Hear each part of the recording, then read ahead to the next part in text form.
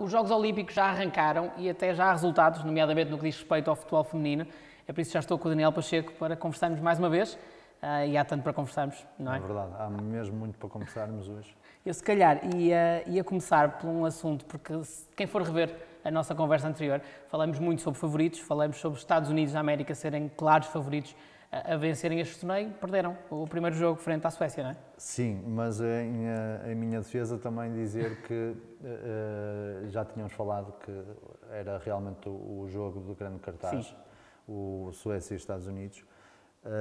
E realmente, durante o jogo, as suecas foram superiores em posse de bola, em remates, em cantos e até na quantidade de faltas que fizeram, que é um sinal sempre de uma equipa que está mais disponível para o jogo. Embora a jogadora mais alta fosse a americana, a nível coletivo as suecas eram bem mais altas e isso refletiu-se nos golos. O segundo, mesmo tendo sido marcado de pé, provém de um canto que foi cabeceado ao segundo posto para, na recarga, ser marcado por uma jogadora com os pés. As suecas mais altas, mais robustas, realizaram combinações ofensivas de enorme qualidade, com uma ideia de jogo muito bem pensada e muito bem estruturada. Os Estados Unidos, embora conseguiram desplotar ali algumas situações ofensivas, tendo inclusive 2 remates ao poste, embora uma de forma involuntária. Há um destaque de uma jogadora que para mim neste jogo foi essencial, que é a Blackstenius. Não sei se estou a dizer bem o nome, mas será algo parecido com isto. Era a número 11 da equipa sueca, que foi sempre uma jogadora que incomodou muito a organização defensiva dos Estados Unidos da América. E é uma jogadora que tem uma facilidade de remate muito grande e, portanto, chutava de todas as formas e feitios e dentro da área muito forte, sempre à procura, parecia um tubarão à procura de sangue. Uma jogadora que se destacou muito durante este jogo. Eu acho que a Suécia acaba por ser um justo vencedor deste jogo. Depois de vermos o jogo, percebemos que está ali uma seleção que pode e acho que vai lutar pelas medalhas. Vamos ver até onde é que vai levar. Isto foi um sinal muito forte para os Estados Unidos. Vimos uma das maiores estrelas dos Estados Unidos no banco. Não sabemos se está tocada ou não há informação em relação a isso. Mas é um forte aviso para os Estados Unidos que têm que encarar esta competição de uma forma completamente diferente porque as equipas europeias estão com muita força. Neste jogo achas que a Suécia venceu por mérito e não porque os Estados Unidos jogaram pior? Não, claro mérito para a Suécia, sem dúvida, embora, peço desculpa, embora eu considero que aos Estados Unidos exige mais do que o que fez, sim, embora nós vimos uma Suécia muito forte. E não nos espanta, portanto é um país com muita tradição no futebol feminino, com jogadoras muito fortes atleticamente, muito robustas, muito rápidas, e depois, como é um país com uma tradição tão grande no futebol feminino, são equipas evoluídas taticamente e que percebem bem os momentos do jogo e conseguem... Na realidade, eu acho que conseguiram durante o jogo todo ter alguma supremacia sobre os Estados Unidos, acaba por ser um resultado justo para quem viu o jogo. Mas curiosamente, o jogo tático, o melhor jogo da jornada tático, na minha opinião, é o Japão-Canadá. Foi um jogo muito equilibrado, do primeiro ao último minuto, apesar das estatísticas mostrar maior posse de bola para o Canadá. Estilos muito parecidos, com muita posse de bola, a respeitar todas quer a primeira fase de construção, quer a ligação a zonas de criação, entrada em zonas de finalização, combinações muito rápidas e simples de passe a 1, 2 toques dentro dos blocos adversários. E a prova disso é que foi a maioria das perdas das bolas que aconteceram nesse jogo foi devido a duelos individuais em vez de passos falhados ou interceptados. Defensivamente foram equipas que estiveram muito bem durante quase todo o jogo, com a procura constante da antecipação na jogada da equipa adversária. Gostei muito mesmo deste jogo. O Canadá chega ao golo, e é um golo aqui com alguma história, porque a Sinclair voltou a marcar mais um golo pela seleção. É o golo 187 pela seleção canadiana. É a melhor marcadora internacional de todos os tempos. E, portanto, eu diria que para treinadores e para pessoas mais apaixonadas pelo jogo tático, este jogo terá sido o melhor jogo desta... É o destaque desta jornada? Sim, sim. Embora eu também um bocadinho pela magia e pelo que era expectável, é evidente que o Suécia e Estados Unidos acaba por ser um jogo, se calhar, para o adepto mais rico, porque são duas equipas muito fortes e também houve em muitos momentos do jogo bastante equilíbrio. O Japão-Canadá, a nível tático, acaba por ser ligeiramente mais rico. Acaba por surpreender esse jogo, por não estar à espera de um jogo tão forte como acabou por ser, é isso? Não, porque nós tínhamos conversado exatamente sobre isso. O Japão é uma equipa muito disciplinada, muito organizada, que vai ser uma equipa muito difícil de bater, e o Canadá é um histórico do futebol feminino também. Vamos acompanhar estas duas equipas, depois vamos falar dos jogos que aí vêm, mas são duas equipas a acompanhar também com atenção. O Canadá mostrou uma faceta que nós não tínhamos visto no torneio nos Estados Unidos de seleções, e é uma equipa a acompanhar. Sim. Tínhamos falado na nossa última conversa sobre uma equipa surpresa, que seria a Zâmbia, goleada pela Holanda. E bateu exatamente naquilo que nós estavas à espera. Exatamente. Portanto, vimos uma Zâmbia com talento e desorganizada, completamente desorganizada. Aliás, em relação a esse jogo, para lá em casa, quem não sabe, o resultado ficou 10-3. Estamos a falar de um jogo que nos primeiros 15 minutos poderiam estar perfeitamente 5 ou 6-0 a favor dos Países Baixos. A forma como a Zâmbia estava organizada no seu processo defensivo, como é que eu ia dizer isto sem parecer bruto? Eu diria que vemos equipas de sub-15 melhor organizadas do que a Zâmbia está. Portanto, uma equipa completamente desorganizada no seu processo defensivo, mas com muita magia no seu processo ofensivo. Há potencial, mas não há organização, é isso? É isso, é exatamente isso. Não há organização na equipa, mas é uma equipa que tem jogadoras que individualmente resolvem os problemas que têm que resolver.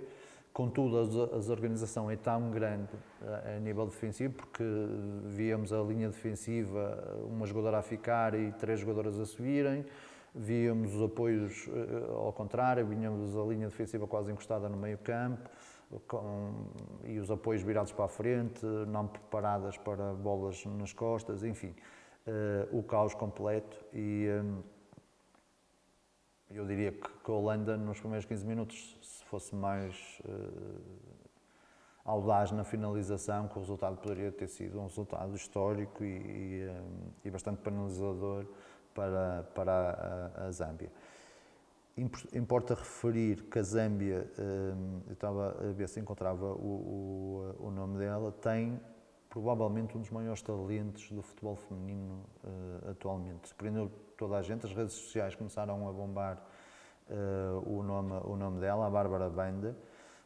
Tem 21 anos, joga atualmente no Xangai. Eu até tenho conhecimento que já jogou em Portugal pelo Xangai contra o Amora. É uma jogadora verdadeiramente brilhante. Ela sozinha conseguia incomodar toda a linha defensiva da Holanda. Faz 2 golos no espaço de 2-3 minutos. É uma jogadora mesmo muito interessante, altamente evoluída tecnicamente. muito agressiva na procura dos espaços, muito agressiva sem bola, porque ela era quase a única jogadora na linha ofensiva que pressionava a primeira fase de construção da Holanda. É uma jogadora que merece destaque positivo dentro daquele caos da Zâmbia. A Holanda é tudo aquilo que nós sabemos e que tínhamos conversado sobre isso. Para mim, é uma equipa com um potencial tremendo, embora eu não sei se foi talvez a facilidade do jogo denotou ali alguns problemas na sua organização defensiva que contra seleções mais fortes pode-lhes sair caro. Contudo, é alguém que eu aposto que vai lutar pelas medalhas de uma forma muito forte. Entretanto, mais 3 jogos que houve: Inglaterra-Chile, a Inglaterra venceu o Chile, o Brasil que venceu a China e a Austrália que ganhou a Nova Zelândia. Sim. O que é que tens a dizer sobre estes jogos? Vamos começar pelo Reino Unido contra o Chile. A equipa britânica e registe-se tem 8 jogadoras do Manchester City. Foi um jogo que se calhar poderia ter sido mais fácil para o Reino Unido. Eu achei a equipa muito perdoar no seu processo na finalização. Achei que se tivessem mais calma, que poderiam resolver o problema na finalização de outra forma. Os primeiros 10 minutos foi um período de estudo para as equipas. Quando o Reino Unido marcou o golo bem anulado por fora do jogo, a partir daí é que assumiu mesmo o jogo e controlou todos os momentos. O Chile teve alguns momentos ofensivos, mas com intensidade controlada pelas britânicas. Na segunda parte, o Chile fechou mais as linhas à entrada da área, principalmente o corredor central, que era onde eles estavam a ter problemas. Destacar, porque eu gosto também de destacar aqui as jogadoras individualmente para depois lá em casa começarem a seguir as jogadoras e verem o potencial que têm. Sim, e todo o futebol feminino. A Laura Namp, que também é do City, também era difícil não ser, com tanta jogadora do City. Tem 20 anos, pé esquerdo, jogou a primeira parte do lado esquerdo e bastante dinâmica, intensa, sempre procurada pelas colegas. E quando nós vemos uma equipa a carrilar muito o jogo para uma determinada jogadora, é porque essa jogadora decide as coisas e decide bem, normalmente. E nota também para a ponta de lança a Ellen White, do City, com 32 anos, que marca os 2 golos, e o segundo é um golo que vale a pena ver e rever e perceber que também no futebol feminino se marcam golos com um toque enfim, de gênio quase. De categoria, não é? E vale a pena. O Reino Unido, esta questão de ter tantas jogadoras do City e haver ali uma simbiose e um conhecimento profundo entre elas, pode acrescentar aqui coisas que as outras equipas poderão não ter. Pode acrescentar valor à equipa, não é? Sim, sem dúvida. A Austrália-Nova Zelândia foi um verdadeiro derby, um jogo que acaba por ser bem disputado, equilibrado. As australianas, mesmo com o dobro dos remates e mais posse de bola, assumiram ali o controle na primeira parte, a apostar muito nos corredores laterais. Entraram em vantagem com uma boa combinação ofensiva no corredor central à entrada da área e fizeram assim o primeiro golo. O segundo golo surge na sequência de um canto. Na segunda parte nós vimos a Nova Zelândia mais concentrada e a partir dos 60 minutos, até com algum ascendente sobre a Austrália, começou a ser mais audaciosa e a investir no seu jogo igualmente pelos corredores laterais. Apenas reduz nas compensações através de um cruzamento Mas sentiu-se durante o jogo, ali, principalmente na segunda parte, que a Nova Zelândia estava com um novo fôlego. Acaba por ser um resultado esperado, a vitória da Austrália, mas vai dar aqui uma dinâmica muito interessante no grupo da morte, e vamos ver como é que vai ser este grupo no futuro com a derrota dos Estados Unidos. Que voltas é que pode dar ainda, não é? Exatamente. E deixamos para o fim o Brasil-China, que é um jogo que, na minha opinião, não reflete nada a história do jogo. Se fosse feita justiça, acredito que o Brasil ganharia o jogo, mas pela diferença mínima, e mesmo o empate para a China não ficava mal. Sim. O Brasil teve eficácia total, foi o fator que determinou o resultado, a eficácia do Brasil. Um jogo que correu muito bem ao Brasil, no fator, embora eu não gosto da palavra sorte no futebol, mas este jogo foi mesmo um jogo com um resultado mentiroso. A China portou-se muito bem, mandou imensas bolas aos postos. Ambas as equipas mostraram que queriam sair a jogar de trás, com uma construção apoiada, muito fiéis à sua ideia de jogo. E a China se prendeu até um bocado por causa disto, por causa da disciplina tática que as suas jogadoras demonstraram. É evidente que nós estávamos à espera que a China fosse muito mecanizada, e realmente foi, mas não estávamos à espera que o Brasil sentisse tantas dificuldades para contrariar esse tipo de jogo da China. É evidente que depois, com o avolumar do resultado, há ali um período em que a China sente um bocado de dificuldades para se concentrar e reorganizar, e depois o resultado acaba por atingir aqueles valores.